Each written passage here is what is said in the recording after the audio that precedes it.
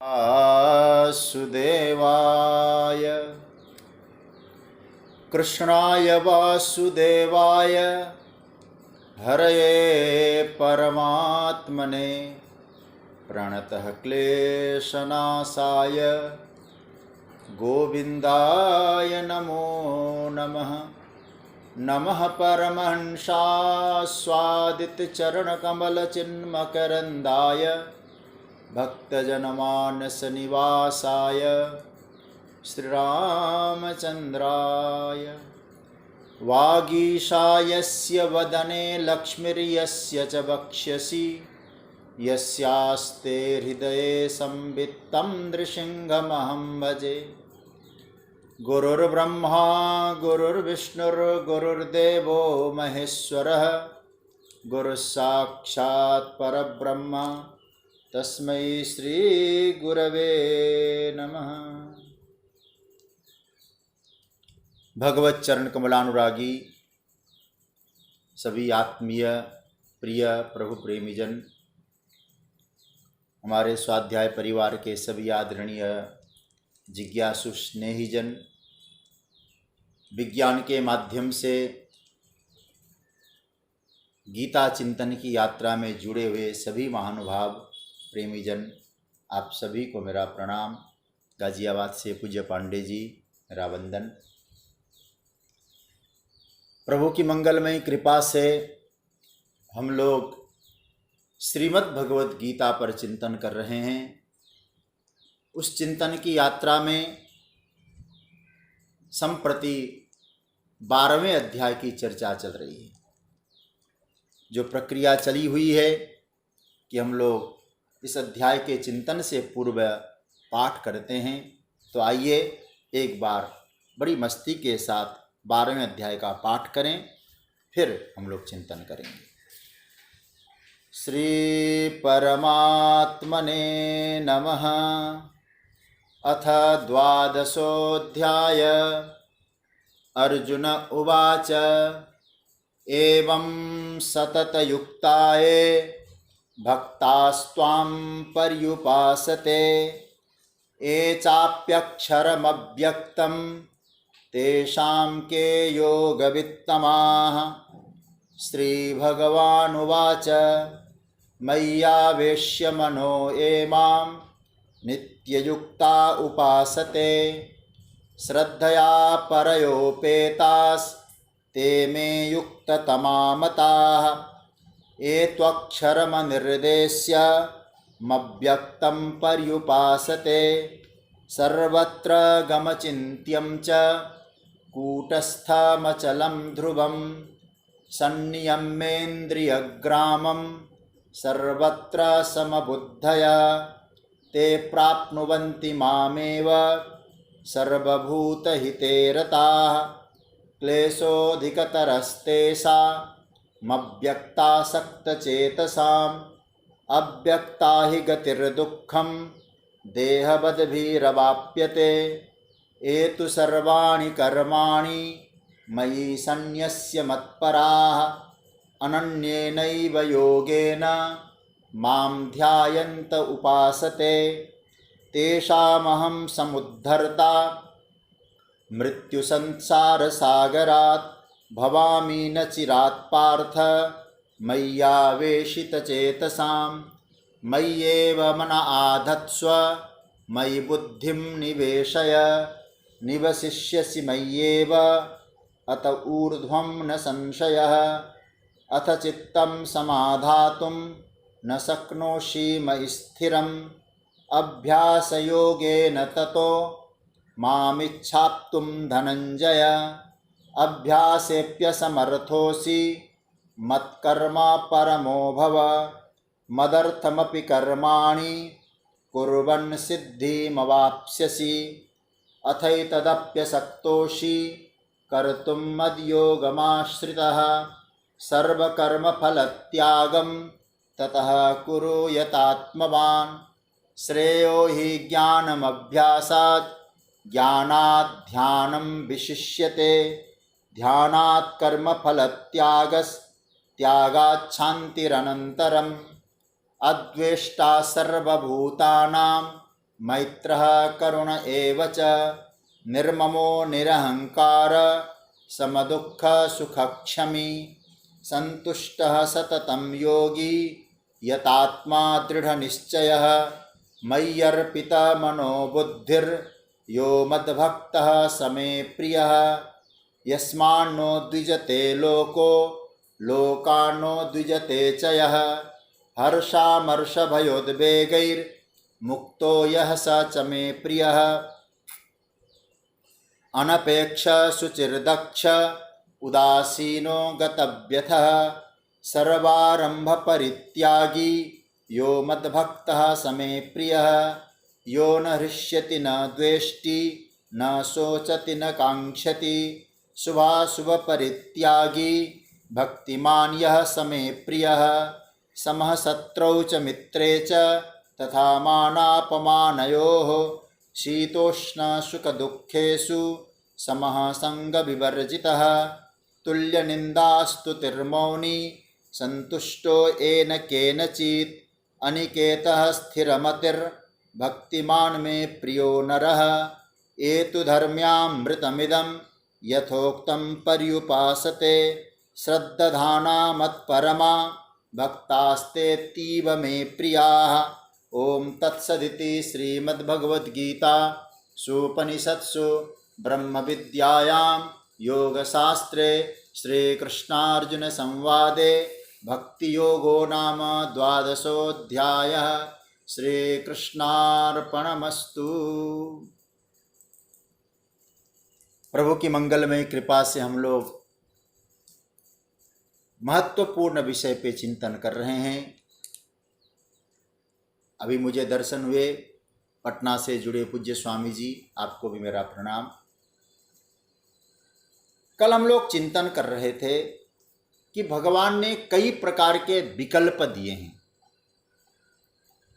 भगवान कहते हैं कि मुझ में, जो मई शब्द पर हम लोगों ने चिंतन किया, भगवान ने 12वें अध्याय में 8-9 बार मई मई कहा है।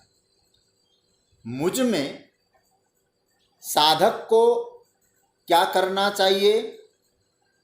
चित्त लगाना चाहिए, मन बुद्धि लगानी चाहिए। यदि उसमें असमर्थ है, क्या इसमें?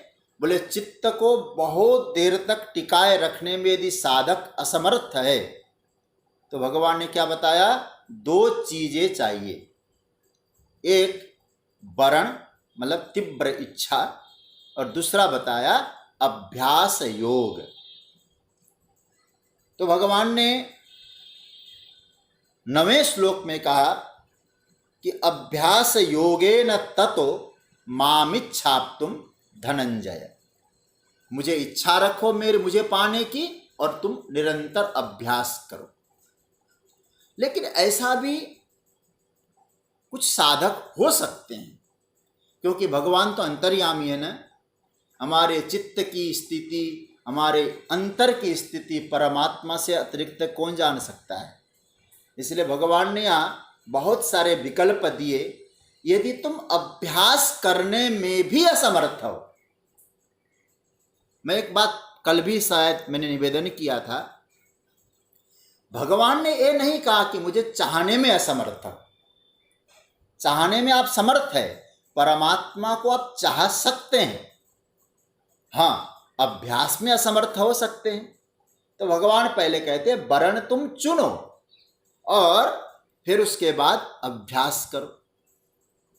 अभ्यास योगेन ततो मामिच्छाप्तुम धनंजय। तो भगवान से मानो भक्त कहता है, भगवान भक्त के मनोभाव को जानते हैं। तो भगवान ने कहा कि अरे, यदि कोई अभ्यास में भी असमर्थ हो तो उसके लिए क्या करना चाहिए? तो भगवान क्या कहते हैं, कल हमने इसका अर्थ देख लिया था।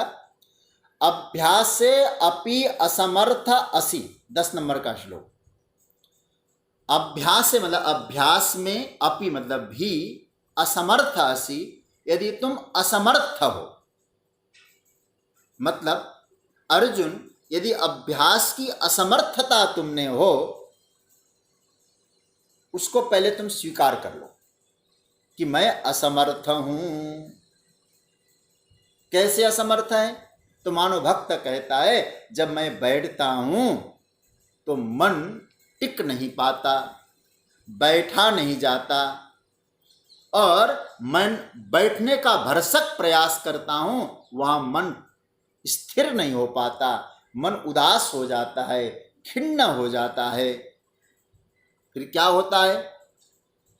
तमोगुण आता है, नींद आ जाती है, आलस्य आ जाता है।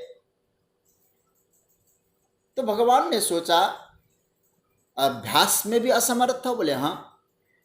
तो तुम्हारा एक नाम मैंने दिया। बोले क्या नाम दिया? असमर्थ। कैसे असमर्थ? देखिए भगवान ने पहले 8वें श्लोक में क्या कहा? मय्येव मनाधत्स्व मयि बुद्धिम निवेशय। मन भी मुझ में लगाओ और बुद्धि भी मुझ में लगाओ। इसमें फिर भगवान ने इन दोनों को एक साथ लेकर क्या कहा? अथ चित्तम समाधातुम, 9वें श्लोक में। मन और बुद्धि को यदि तुम एकाग्र करने में असमर्थ हो, तो हम लोग 8वें में तो असमर्थ हो गए, 8वें श्लोक के साधक। उसके बाद 9वें श्लोक की साधना में भी असमर्थ हो गए, अभ्यास अपि असमर्था।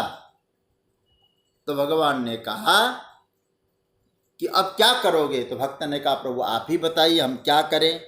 भगवान ने कहा अब कर्म करो तुम। क्या बढ़िया श्लोक बोले हैं। अभ्यासे अपि असमर्थ असि मत कर्म परमो भव और मदर्थम अपि कर्माणि कुर्वन् सिद्धिमवाप्स्यसि। इसका मैं एक बार अर्थ बता देता हूं। अभ्यास करने में भी यदि असमर्थ हो तो मत कर्म परायण बन जाओ, मत कर्म परमो भव।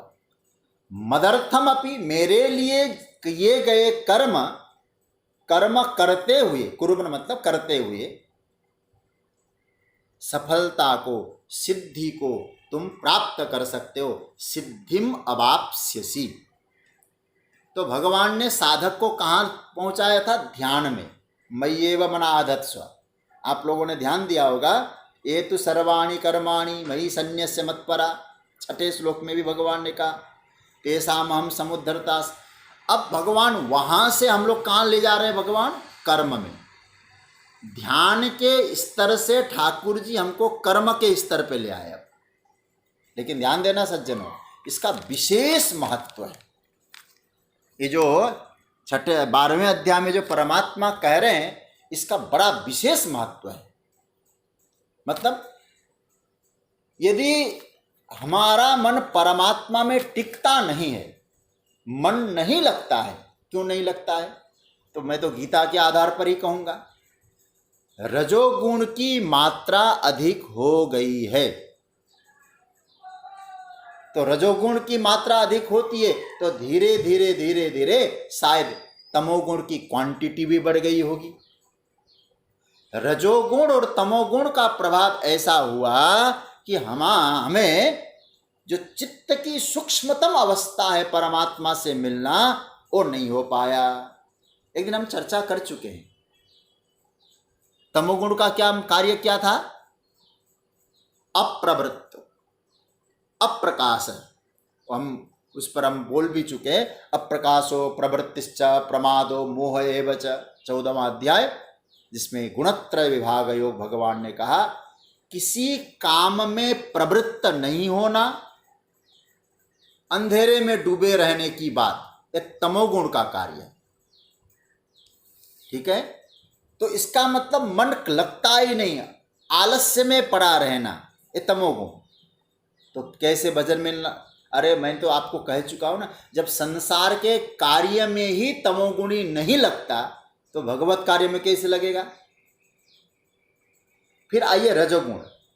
हम लोग बैठ तो जाते हैं, लेकिन रजोगुण की जो वृत्ति होती है गीता के आधार पर, वो क्या करती है? रजोगुण की जो वृत्ति है वो आपको चंचल बना देती है, बहिर्मुखी बना देती है, तो फिर नहीं लगता। अब इसका इलाज करना पड़ेगा, क्योंकि आलस्य, प्रमाद और बहिर्मुखता के कारण परमात्मा में मन को स्थिर नहीं कर पाते। तो एक क्या हुआ तो इसका इलाज, ये दोष को स्वीकारा, पहले रोग को स्वीकारा, रोग को स्वीकारने के बाद फिर इलाज चालू होता है। अब हम तो भजन में मन नहीं लगता और बड़े भक्त बन जाएं तो काम नहीं बनेगा।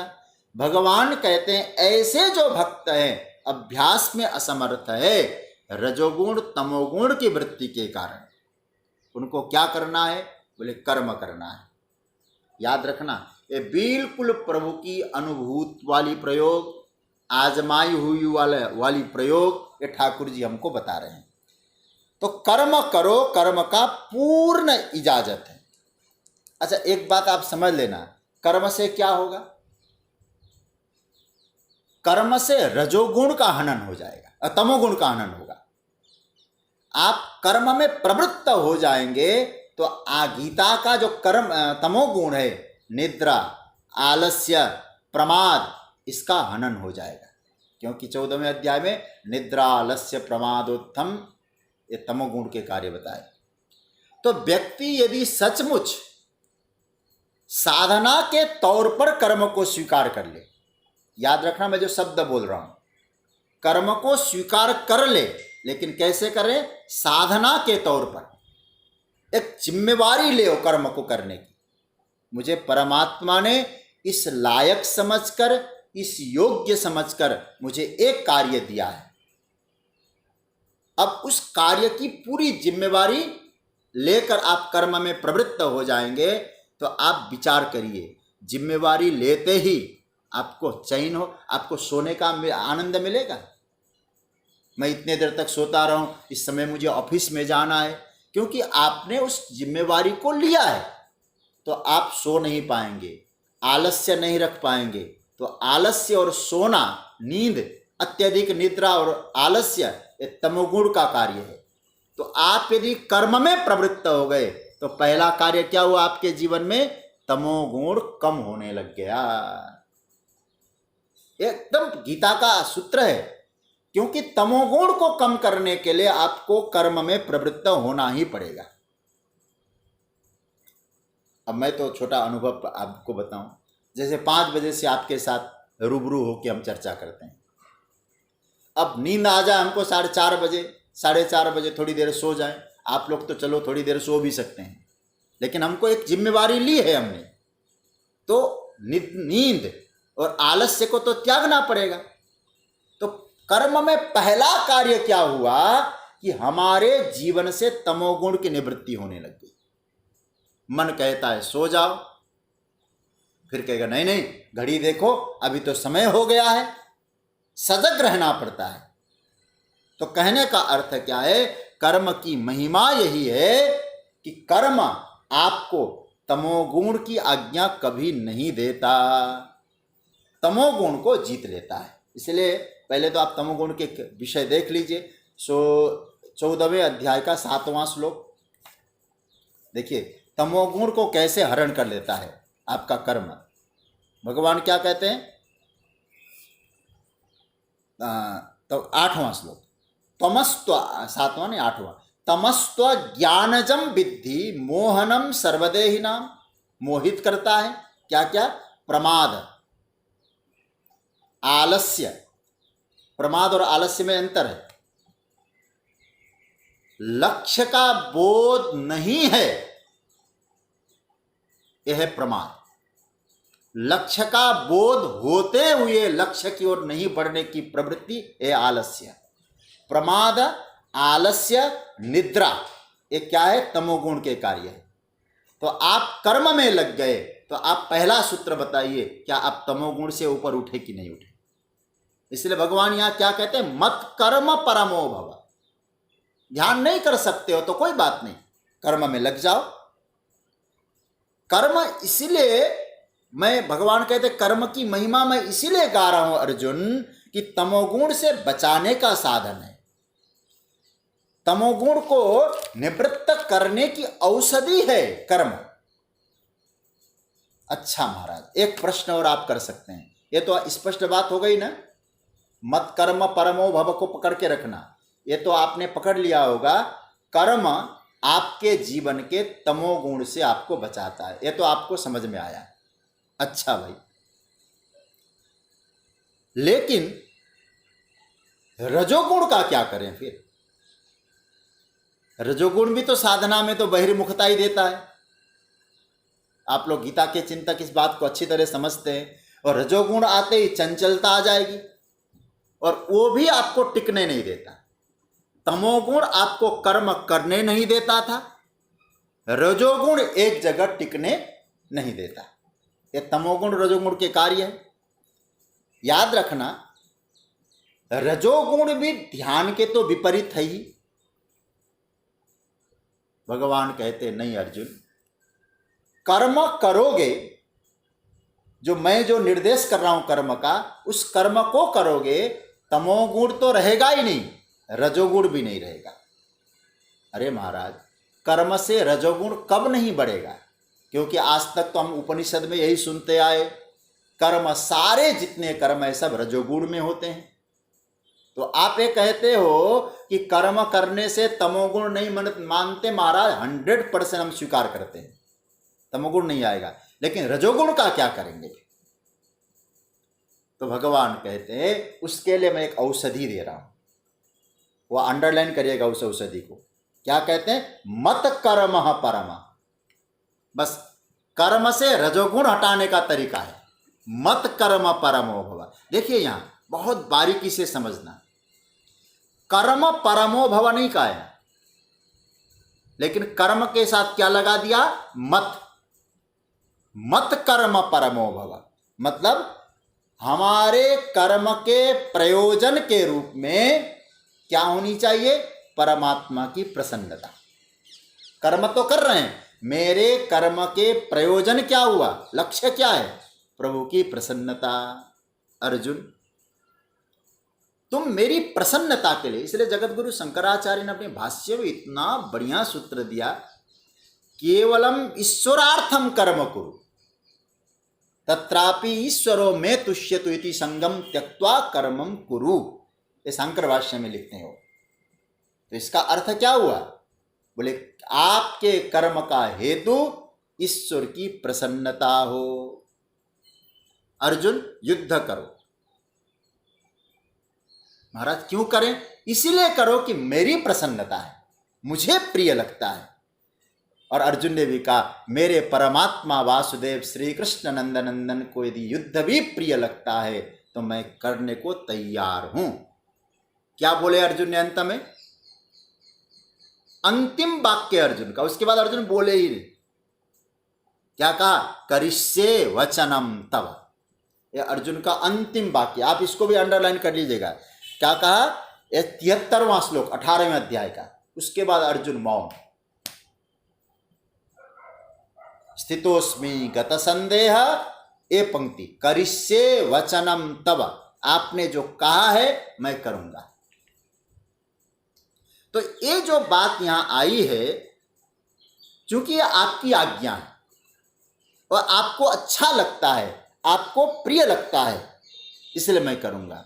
वही अर्जुन है ना, जब तीसरा अध्याय प्रारंभ होता है तो अर्जुन ने पहले श्लोक में क्या बोला था? तत्किम कर्मणि घोरे माम नियोजयसि। आप तो गीता के अच्छे पाठक है, जरा सोचिए, अर्जुन की प्रवृत्ति यहां देखिए और अर्जुन की प्रवृत्ति 18 अध्याय में देखिए। यहां कहते हैं महाराज ऐसे घोर कार्य कर्म में लगा रहे हैं मुझे आप, युद्ध जैसा कर्म। और वही अर्जुन की मनोवृत्ति का परिवर्तन देखिए 18वें अध्याय में, करिष्ये वचनम तव। उस समय घोर नहीं रहा उसको, क्योंकि लगा इस कर्म को करने से मेरे भगवान प्रसन्न है, तो मत कर्म हो गया। इसलिए भक्ति में क्या कहा है? जो कर्म आपको मिला है ये परमात्मा का कर्म है। तो कहने का अर्थ है कि आपको यदि अच्छा लगता है प्रभु, तो ये मैं करने को तैयार हूं। आपके जीवन में बहुत ऐसे प्रसंग आ सकते हैं, मैंने भी अनुभव किया है कि अगर किसी पर जो मूर्धन्य महापुरुष है, वैसे किसी महापुरुष पर यदि हमारी श्रद्धा टिक जाए और उनकी आज्ञा यदि हमें मिल जाए किसी कर्म की, बोले तुमको एक कर्म करना है, तो याद रखना, उस कर्म को करने से न रजोगुण न तमोगुण साधक का कल्याण हुआ है। ऐसे अनेकों उदाहरण शास्त्र में भरे हैं। उपमन्यु, उद्दालक, उनका देखिए, गुरु के प्रति श्रद्धा, गुरु ने कहा तुम एक काम करो, गए, काम किया, जो गुरु की आज्ञा थी, कल्याण हुआ। कहाँ रजोगुण बढ़ा, कहाँ तमोगुण बढ़ा? इसका मतलब है मेरे जीवन में कोई श्रद्धेय आना चाहिए। उस श्रद्धेय, जो श्रद्धा का केंद्र है मेरा, वो मुझे आज्ञा करे। और बुरा मत मानना, मैं तो ये कह सकता हूँ, वो आदमी बहुत गरीब आदमी है जिसके जीवन में कोई श्रद्धेय नहीं है। श्रद्धा का कोई केंद्र जिसके जीवन में नहीं, उससे बड़ा निर्धन कोई आदमी नहीं हो सकता है, बहुत गरीब है। एक किसी श्रद्धेय की आज्ञा में हमको रहना है। कोई कान पकड़ने वाला भी तो चाहिए। और याद रखना, परमात्मा कह रहे, ऑप्शंस तो भगवान दे रहे, लेकिन शास्त्र कहते हैं जो श्रद्धेय होगा वो यदि आज्ञा देता है, वहां यदि शब्द का प्रयोग नहीं लगाना चाहिए। इफ नहीं होगा, वहां कंडीशन तो लगाना ही नहीं चाहिए। आपकी श्रद्धा है ना, वो श्रद्धेय जो कह रहा है मैं आगे का करूंगा। एक छोटी सी मैंने एक बार देखा था, एक जगह एक गुरुजी एक शिष्य से कुछ कह रहे थे, बेटा एक काम करो। तो शिष्य ने कहा गुरुजी यदि, तो गुरुजी ने तुरंत कहा यदि मुझे तुम गुरुजी कह रहे हो तो यदि का प्रयोग नहीं करो, और यदि का प्रयोग तुम कर रहे हो तो गुरु मत कहो। इफ नहीं लगेगा। गुरु ने कह दिया मेरे कल्याण की बात है तो मुझे करना है, तो वहां क्या होगा? उससे तमोगुण तो रहेगा नहीं, रजोगुण भी रहेगा नहीं। और अर्जुन एक बात बताऊं, केवल कर्म परमो भव बना लोगे तो वहां रजोगुण भी बढ़ जाएगा, तुम ध्यान भी नहीं कर सकते हो, एकांत में बैठने से मन घबरा जाएगा। इसलिए कर्म जो साधक को बाहर प्रवृत्त करता है, बहिर्मुखी बनाता है, उससे तो क्या होगा? यदि मत परमः कर्म नहीं होगा तो व्यक्ति को हमेशा बहिर्मुखी वृत्ति में ले जाता है। इस दृष्टि से यहां बड़ा सुंदर सूत्र दे रहे भगवान। तो क्या होना चाहिए? बहिर्मुखी वृत्ति बचानी है और कर्ता भाव से बचाना है। मैं दो बातें कह रहा हूं, बहिर्मुखी वृत्ति से स्वयं को बचाना है और स्वयं को कर्ता भाव से बचाना है। तो कर्म परमो भव की जगह मत कर्म परमो भव, परमात्मा के लिए कर्म है। देखिए, रजोगुण की वृद्धि एक चीज है और कर्ता भाव आना है दूसरी चीज है। और कभी कभी कर्ता भाव व्यक्ति के जीवन में बहुत बढ़ जाता है। तो क्यों, कैसा होता है? क्योंकि उसके जीवन में कि वो मत कर्म नहीं रहता है। क्योंकि किसी का कर्म नहीं है तो कर्म मेरा है, मेरे लिए कर रहा है। इसलिए ध्यान देना, मन जो चंचलता को स्वीकार करता है, तो भगवान यहाँ यह कह रहे हैं कि मत कर्म परमो भव। ध्यान एकाग्रता की मांग करता है और कर्म अनेकाग्रता की। जो केवल कर्म है, मैं केवल कर्म का मत कर्म नहीं कह रहा हूं। ध्यान एकाग्र चाहता है और कर्म एकाग्र होने नहीं देता। तो इसका मतलब क्या है? भगवान कहते हैं कि तुमको मैं अब ऊंचा पहुंचाना चाह रहा हूं, इसलिए तुम सीढ़ी नीचे से उठो। परमात्मा के लिए मैं कर्म कर रहा हूं। तमोगुण से उठ जाओ, रजोगुण से उठ जाओ। तमोगुण रजोगुण से उठ गए तो फिर एक श्लोक आ जाएगा आपके जीवन में। कौन सा श्लोक आएगा जीवन में? तो कहते हैं 9वां श्लोक आ जाएगा, अभ्यास योग चालू हो जाएगा। अभ्यास योग चालू हो जाएगा तो आपका मन, आपकी बुद्धि परमात्मा में चली जाएगी। तो भगवान यहाँ 8वें श्लोक तक साधक को पहुंचाना चाहते, लेकिन कर्म की श्रेणी से पहुंचाना चाहते। भगवान कहते हैं उसके लिए पहला जो साधन है वो क्या, यह साधन है कि तुम्हारा तमोगुण जाना चाहिए। दूसरा साधन है रजोगुण की निवृत्ति होनी चाहिए। तीसरा साधन है कर्ता का भाव नहीं रहना चाहिए। उसके लिए मत कर्म परमो भव, ये बात आई। अच्छा भाई, कर्म का प्रयोजन क्या है? पहले मैंने जो शुरुआत में बात कही थी, हमारे कर्म का प्रयोजन क्या है? जो मेरे लिए कर्तव्य है, जो मेरे लिए आज्ञा है और जो मेरे लिए विहित है, उसको मैं क्यों कर रहा हूं? इसीलिए कर रहा हूं क्योंकि मेरा जो मालिक है ना वो प्रसन्न है। जो मैं बात को दोहरा रहा हूं, मेरे लिए जो विहित है, मेरे लिए जो आज्ञा है, उसको मैं इसीलिए कर रहा हूं क्योंकि उस कर्म को देने वाला मेरा परमात्मा प्रसन्न है। उसको प्रधानता से कर रहा हूं।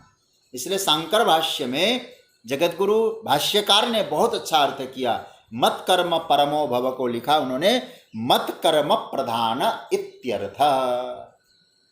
तो परमात्मा के द्वारा प्राप्त कर्म है, इसलिए उस कर्म को प्रधानता दे रहा है। क्या अभिप्राय हुआ? इसका तात्पर्य क्या हुआ? परमात्मा के द्वारा प्राप्त कर्म समझ के वो कर रहा है, तो उसका मतलब ये हुआ वहां ध्यान की इतनी प्रधानता नहीं रही। फिर क्या हुआ? कर्म की प्रधानता हो गई। और कर्म की प्रधानता हो गई तो साधक को दौड़ते हुए भी आप देखेंगे, ट्रेवल करते हुए भी देखेंगे, नौकरी पेशा करते हुए भी देखेंगे, भागते हुए भी देखेंगे, लेकिन वो सारी दौड़ धूप किसके लिए है उसकी? हम लोग जब मंत्र पाठ करते हैं ना, वहाँ एक मंत्र बोलते हैं, कस्मै देवाय हविषा विधेम।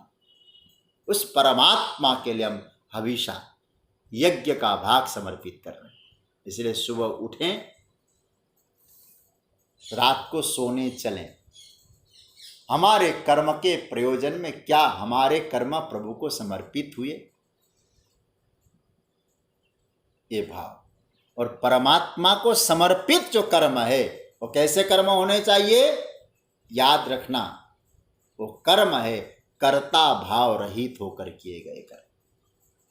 इसलिए यहां मत कर्म कहा।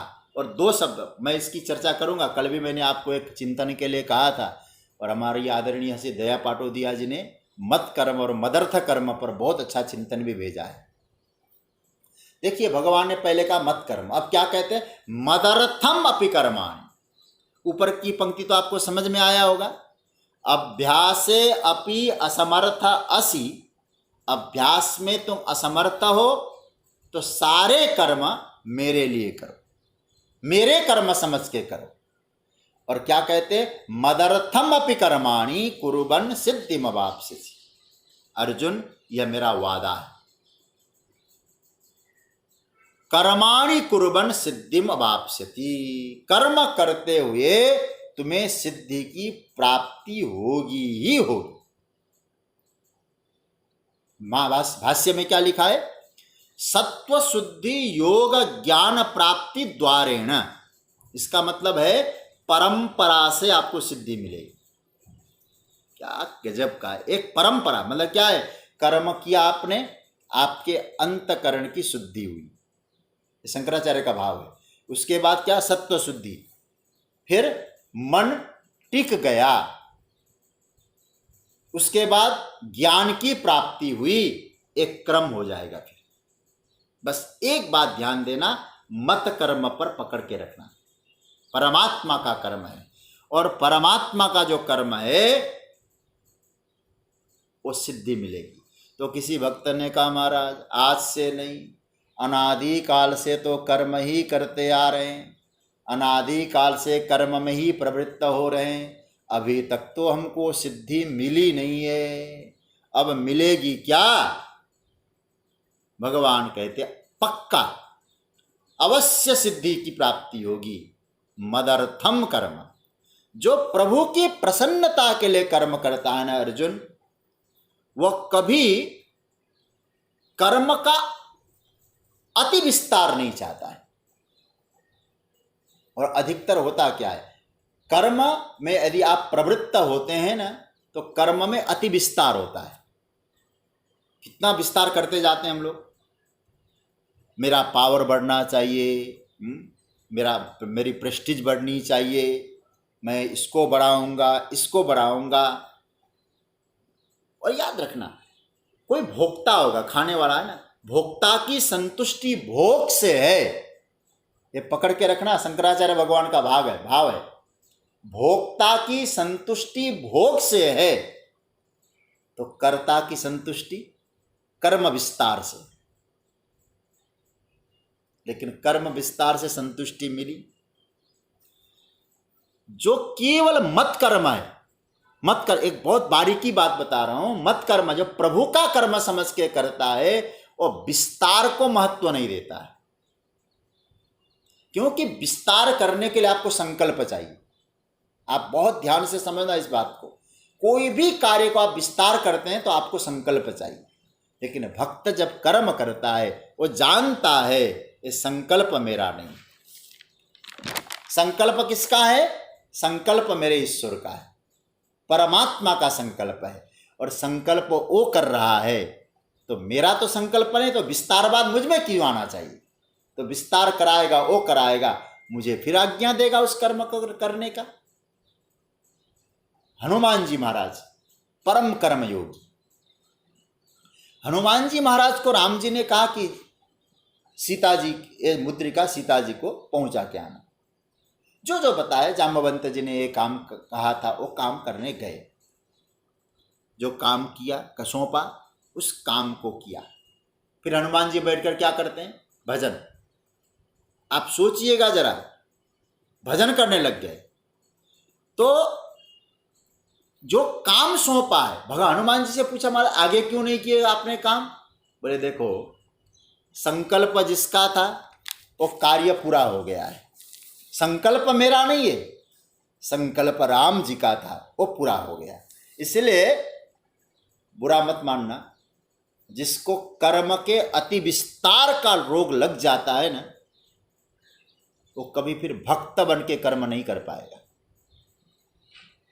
देखिए, विस्तार का विरोधी नहीं हूं, लेकिन अति विस्तार जब होने लगता है तो व्यक्ति में चंचलता भी आती है, और फिर वो कर्त्रापन का भाव आ जाता है।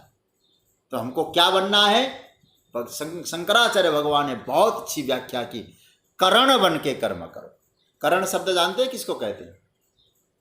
करण मतलब होता है उपकरण, उपकरण मतलब होता है इंस्ट्रूमेंट। तो हमको क्या बनना है, हम परमात्मा के इंस्ट्रूमेंट है, हम परमात्मा के औजार हैं, हम भगवान के हथियार है। आप जरा सोचिए, हथियार का महत्व होता है कि चलाने वाले का महत्व होता है? हथियार तो पड़ा ही रहेगा।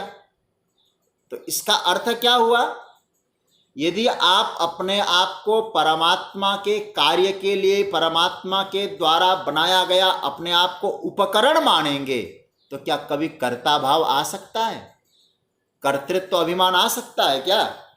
इसलिए ये सोचो, मैं तो प्रभु का औजार हूं, मदर्थ कर्म इसको कहते हैं। जैसे परमात्मा ने औजार बनाया, उपयोग करेगा वैसा ही। हाँ, ये जरूर है कि परमात्मा का औजार बना हो, परमात्मा जब उपयोग करने लग जाएगा, मेरे इस परमात्मा के औजार में जंग नहीं लगनी चाहिए। रजोगुण का जंग न लगे, तमोगुण का जंग न लगे, दिव्य अस्त्र तैयार रखे, जैसा चाहता है वैसा मेरा उपयोग कर लेगा। लेकिन कभी कभी आप अनुभव कर लेना थोड़ा सा, जब संकल्पों की बाढ़ आ जाती है चित्त में,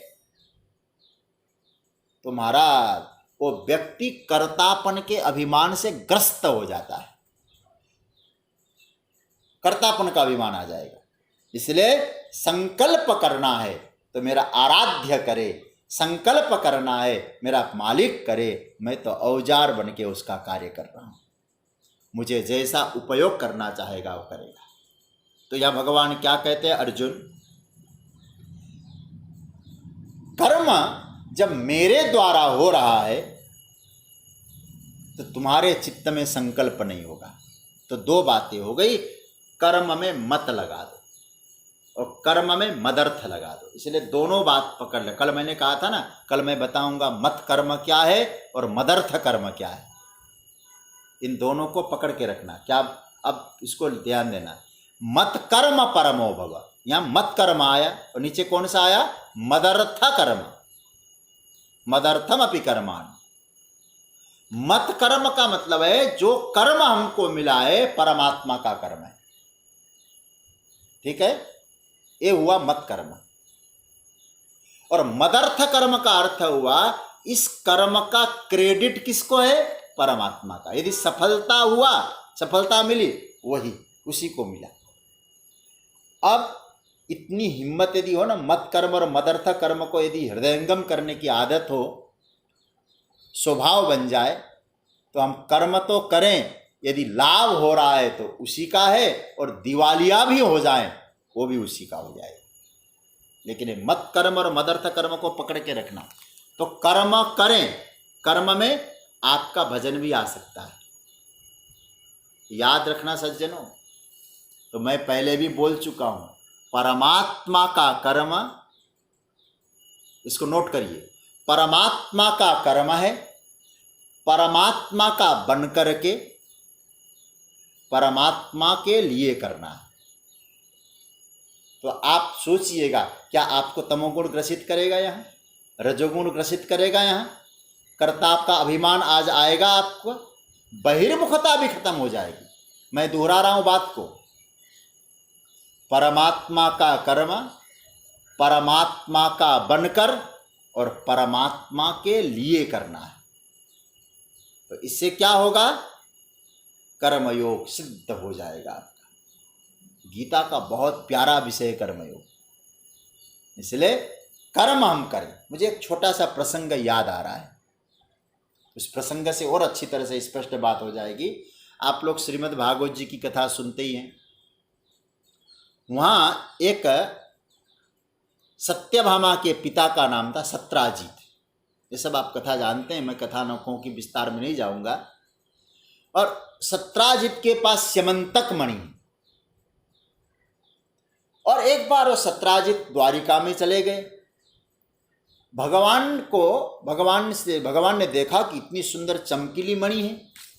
तो प्रभु ने कहा कि अरे सत्राजित, इतनी सुंदर मणि है तो इसमें विशेषता क्या है? तो उसने कहा 8 भार सुवर्ण प्रतिदिन ये मणि दिया करती है। तो भगवान ने कहा इतनी सारी संपत्ति क्या करते? बोले कोष में जमा करता हूं। तो भगवान ने कहा एक काम करो, ऐसी दिव्य संपत्ति जो है उसको क्या करना है? लोक कल्याण के कार्य में लगा देना चाहिए। तुम एक काम करो।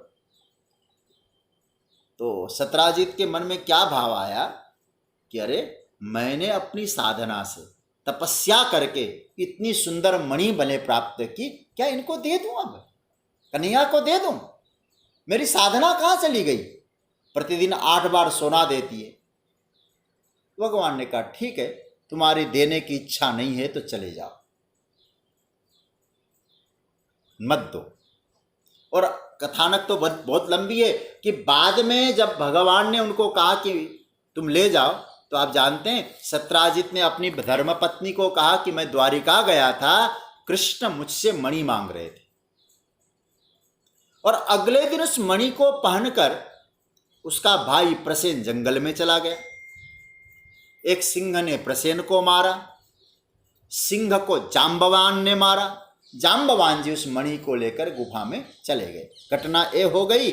और उसकी पत्नी ने कहा कल मेरे पति द्वारिका चले गए थे, कृष्ण मेरे पति से मणि मांग रहे थे और कृष्ण ने मेरे पति की मणि को चोरी की है, क्योंकि देखो तो सही आज मणि है नहीं। झूठा कलंक प्रभु को लगा।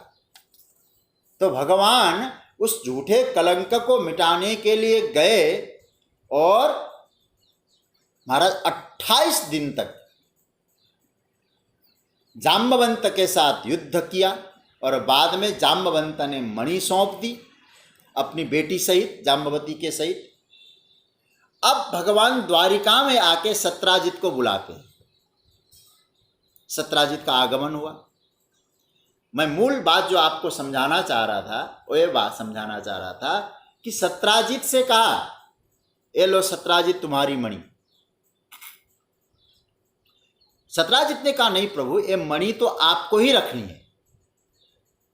भगवान ने कहा नहीं, अब मैं रखूंगा नहीं ये मणि। तो लज्जित हो गया तो अपनी बेटी सौंप दी प्रभु को, सत्यभामा। तो सत्राजित से भगवान ने कहा नहीं, मैं मणि नहीं रखूंगा। एक बार जिस संपत्ति ने मुझे कलंक दिया हो, क्या कल कलंक नहीं देगी वो संपत्ति? मुझे नहीं रखना है। बहुत जीत करने लगे सत्राजित। तब प्रभु को कहना पड़ा, सत्राजित एक काम करो, तबास्ताम देव भक्तस्य वयम च फलभागिनः। ये मैं जो मूल मंत्र आपके सामने रखना चाह रहा था, ये बात थी, तबास्ताम देव भक्तस्य। आप भगवत भक्त बने हो, सूर्य की उपासना करते हैं। सूर्य में मुझ में तो अंतर नहीं है, इसलिए एक काम करो, तुम ये जो मणि जो प्राप्त हुई प्रभु की कृपा से प्राप्त हुई, भगवान के भक्त बन के इस मणि की रखवाली करो। तो क्या हुआ? परमात्मा के द्वारा दी हुई मणि है, इस भाव से यदि उस मणि की सेवा करोगे, मणि की उपासना करोगे, तो क्या बनेगा? मत कर्म बन जाएगा। समझ रहे हैं ना? वहां हो जाएगा मत कर्म, क्योंकि प्रभु का दिया हुआ है इसलिए कर रहा हूं। लेकिन मदर्थ कर्म कैसे बनेगा फिर?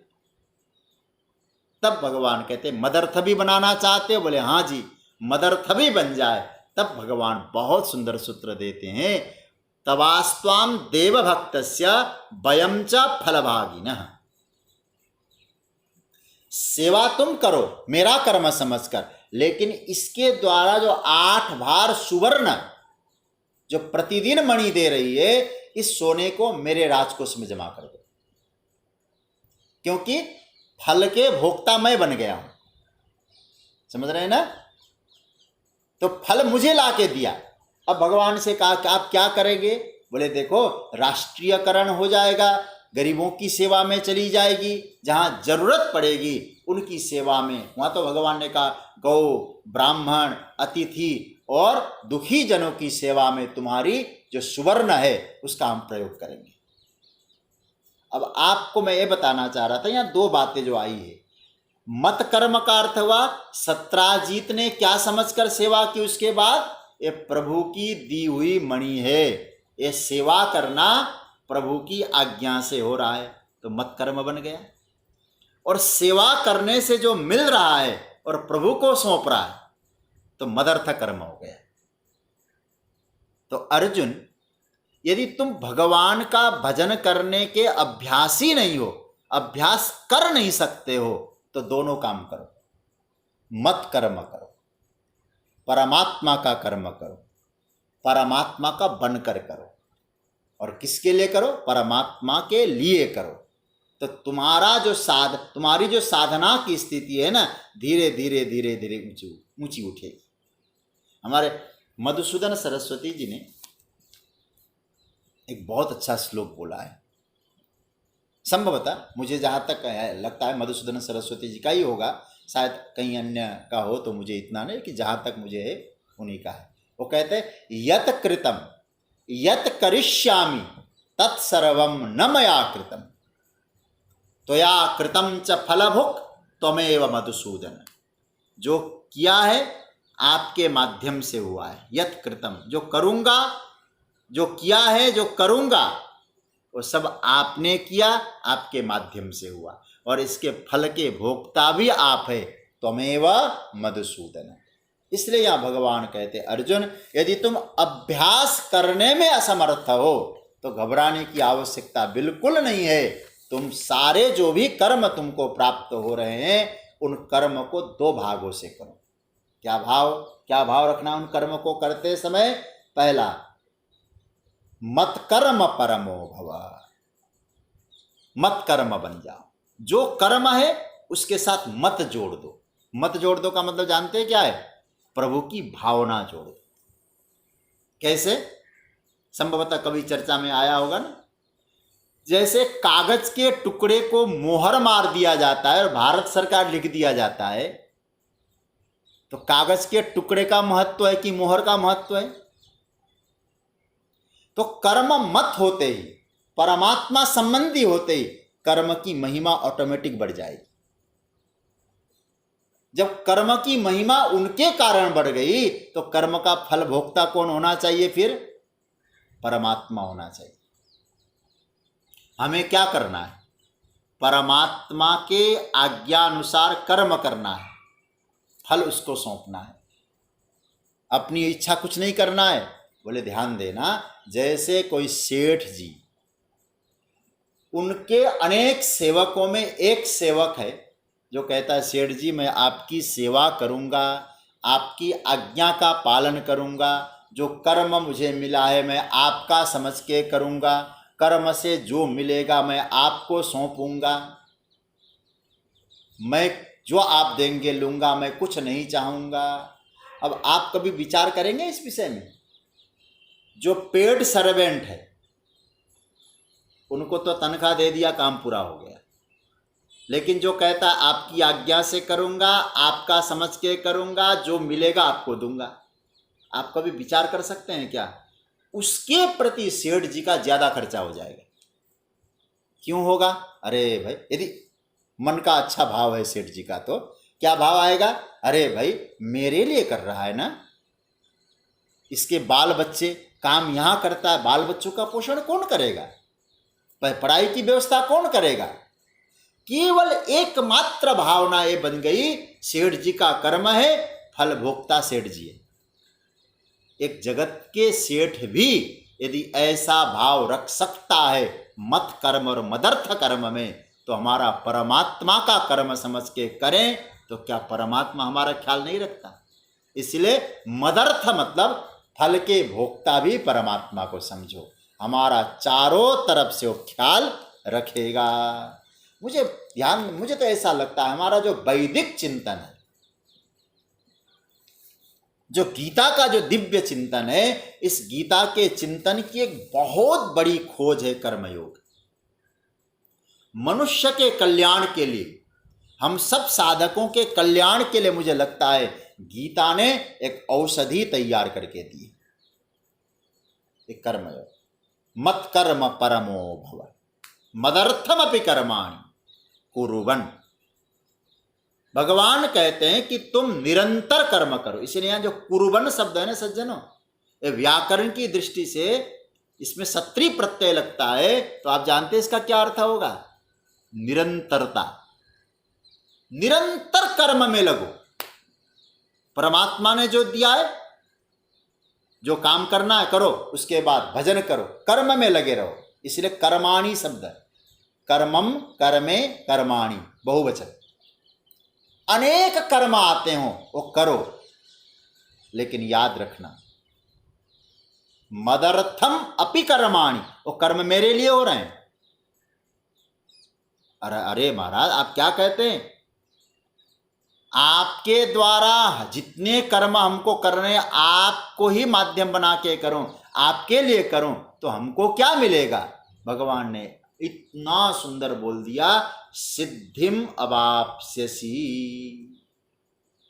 तुमको सिद्धि की प्राप्ति हो जाएगी। मतलब क्या मिलेगा? सिद्धि मिलेगी। कर्तृत्व भावम न अवाप्स्यसि, हमारे आचार्यों ने ऐसा अर्थ किया। रजोगुण भावम न अवाप्स्यसि, तमोगुण भावम न अवाप्स्यसि। क्या मिलेगी? सिद्धि मिलेगी। और कल मैंने आपको कहा था सिद्धि शब्द का अर्थ होता है सफलता। आपको सफलता मिलेगी। और सफल का मतलब क्या हुआ? जीवन में जो कुछ है उसमें प्रसन्न रहकर परमात्मा से जो जुड़ा हुआ साधक है ना, उसको गीता में सफल माना है। सफलता की अनेक परिभाषाएं हो सकती है। प्रभु ने जो दिया है उसमें हम प्रसन्न है, प्रभु का कर्म समझ के कर रहे हैं, और हम नित्य प्रभु से जुड़े हैं, और ऐसा जो सोचता है वो सफल है। तो भगवान कहते हैं यदि तुम ऐसा कर्म करोगे अर्जुन तो तुम सफल बनोगे। तो इसका अर्थ है मैंने तुमको ये बताया अर्जुन, अभ्यास करने में यदि भगवान का भजन करने के लिए बहुत देर तक बैठकर अभ्यास तुम कर नहीं सकते तो जो कर्म तुमको मिला है उस कर्म योग में लग जाओ। लेकिन कर्म मदर्थ हो, मेरे कर्म हो, और किसके लिए हो? मदर्थम हो। मत कर्म हो और मदर्थ कर्म हो, परमात्मा का कर्म हो, परमात्मा के लिए कर्म हो। इस प्रकार से यदि तुम कर्म करोगे तो जो अनेक साधना करने के बाद जो लोगों को सिद्धि मिलती है वह तुमको कर्म से ही सिद्धि मिल जाएगी। इसलिए उस कर्म की महिमा को तुम जानो। मत कर्म से मदर्थ कर्म तक ले जाकर भगवान हम सबको सिद्ध बनाना चाहते हैं। आज की चर्चा यहाँ। और एक बात बताऊँ, यहाँ एक और ऑप्शन ठाकुर जी ने दिया है, उसकी चर्चा हम कल करेंगे। देखिए, इतनी उदारता कोई दिखाता नहीं होगा। क्या भगवान ने उदारता दिखाई है? यदि उस प्रकार के कर्म करने में भी असक्त हो। कल क्या बात हुई थी? पहले बात आई चित्त मुझे दो, मन मुझे दो, बुद्धि मुझे दो। उसमें असक्त है तो क्या करो? तो कहा कि अभ्यास योग करो, मुझे पाने की इच्छा करो। अभ्यास में भी असमर्थ हो तो मत कर्म करो और मदर्थ करो। उसके बाद फिर यदि उस कर्म में भी असक्त हो तो उसके लिए भी कोई बात बता रहा हूं मैं। अभ्यास में भी असमर्थ के लिए कर्म बता दिया, कर्म में भी असमर्थ है, उसके लिए क्या बताएंगे? इसकी चर्चा हम लोग कल करेंगे। आज की चर्चा को यहाँ विराम दे रहे हैं। अब